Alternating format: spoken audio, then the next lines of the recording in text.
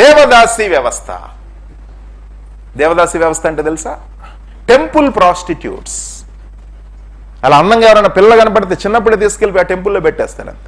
ఆ టెంపుల్ ప్రీస్టులు కానీ అక్కడ ఉన్న బలమైన వ్యక్తులు కానీ వాళ్ళని ఘోరంగా ఓకే దేవదాసి వ్యవస్థ. సివిల్ సర్వీస్ ఆస్పిరెంట్స్ మీకు బాగా తెలుసు. బ్రిటిషర్స్ వచ్చిన తర్వాత మనకు మేలు జరిగింది. అలాంటివన్నీ అటు రాజా రామ్మోహన్ రాయ్ ఇంకా ఇంకా ఇట్లాంటి వాళ్ళు కొంతమంది రిఫార్మర్స్ ద్వారా ఆ వ్యవస్థ పోయింది అంతే. అలాంటి టెంపుల్ ప్రాస్టిట్యూట్, అలాంటి దేవదాసినియే రాహాబు. అంటే తనకిష్టం లేదు, తన జీవితం ఎక్స్ప్లాయిట్ చేయబడింది. She was victimised, she was being exploited. అది మరి అలాంటి వాళ్ళు ఎంత మొరపెట్టి ఉంటారు దేవుడికి దేవుళ్ళకి. అలాంటి సమయంలో ఎక్కడో ఆమెకు సువార్త అందింది ఈ దేవుడి గురించి. అంటే నన్ను ఈ ఘోరమైన వృత్తిలో నుంచి, పాపపు స్థితిలో నుంచి నన్ను ఎవడు విడిపించగలడు అని మొరబెడతా ఉందంతే. మా రాజు చేతిలో నుంచి, అంటే ఈమెను అందులో నుంచి విడిపించాలంటే రాజు చేతిలో నుంచి, ఈ సంస్కృతి చేతిలో నుంచి విడిపించాలి అన్నప్పుడు ఎవరు బలమైన వాడు అని మొరపెడతా ఎదురు చూస్తా ఉందేమో. అప్పుడు యెహోవా దేవుని గురించిన సమాచారము ఏ వ్యక్తి ద్వారానో ఓరల్ గా మౌత్ ద్వారా ప్రకటించబడింది. ఉన్నాడు ఒకడే ఒకడు, యెహోవా దేవుడు, ఇజ్రాయేల్ దేవుడు అంతే. అదిగో ఆయన ఈ విధంగా కార్యాలు చేస్తున్నాడు. ఎర్ర సముద్రాన్ని ఈ విధంగా ఆయన చీలుస్తా ఉన్నాడు అంతే.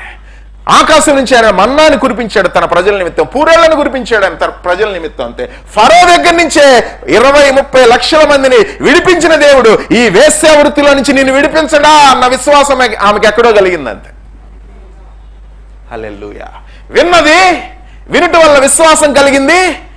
ఆ విశ్వాసం ద్వారా మారు మనసు కలిగింది. మారు మనసుకు తగిన ఫలము ఫలించింది.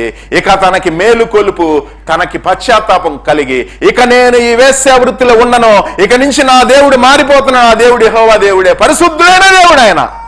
ఇజ్రాయేలు పరిశుద్ధ దేవుడే నా దేవుడని తనలో నిశ్చయించుకుంది, హృదయమందు విశ్వసించింది.